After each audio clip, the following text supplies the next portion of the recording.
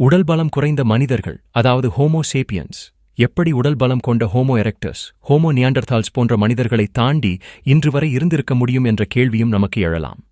ராமாயணத்தில் பார்த்தோம் என்றால் உடல் பலம் கொண்ட வானரர்கள், ராட்சசர்கள் மோதிக்கொண்டார்கள் என்று பார்க்கிறோம்.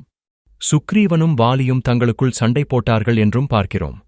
பலம் கொண்ட இவர்கள் ஒன்று தங்களுக்குள் சண்டையிட்டோ, ஒருவருக்கொருவர் சண்டையிட்டோ தங்கள் இனத்தை அழித்துக் கொண்டிருக்கலாம். எப்படி பலத்த காற்று வீசும்போது புல் தன் தலையை வணங்கிக் கொண்டு வழிவிட்டு தானும் தப்பிக்குமோ அதுபோல உடல் பலம் குறைந்த மனிதர்கள், அதாவது ஹோமோ சேப்பியன்ஸ் என்ற மனித வர்க்கம், இவர்களிடம் தப்பித்து இன்று வரை தன் மனித வர்க்கத்தை காப்பாற்றியிருக்க வேண்டும். வானரர்கள் என்றால் இன்றைக்கு நாம் பார்க்கும் குரங்கு என்று சொல்ல முடியாது. சமஸ்கிருதத்தில் கபிஹி என்றாலும் குரங்கு என்று பொருள்.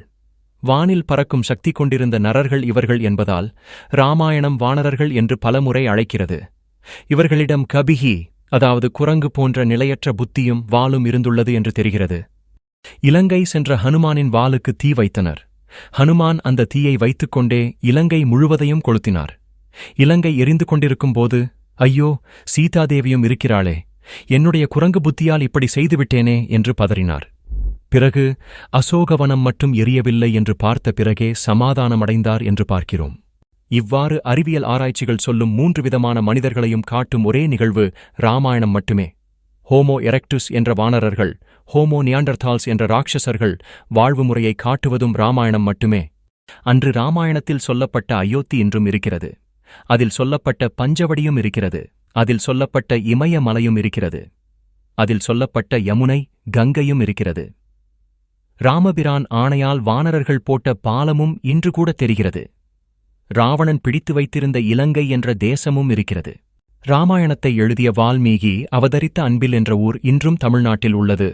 வேடுவனாக இருந்த இவரிடம் நாரதர் ராமராம் என்று ஜபம் செய் என்று சொல்ல, ரா என்ற எழுத்து முதல் எழுத்தாக இருப்பதால் இவர் ஜபம் செய்ய முடியாமல் உளர விருட்சத்தை காண்பித்து இது என்ன என்று நாரதர் கேட்க, இது மரா என்று இந்த வேடுவன் கொச்சை தமிழில் சொல்ல, அதையே சொல்லிக் கொண்டிரு என்றார் நாரதர்.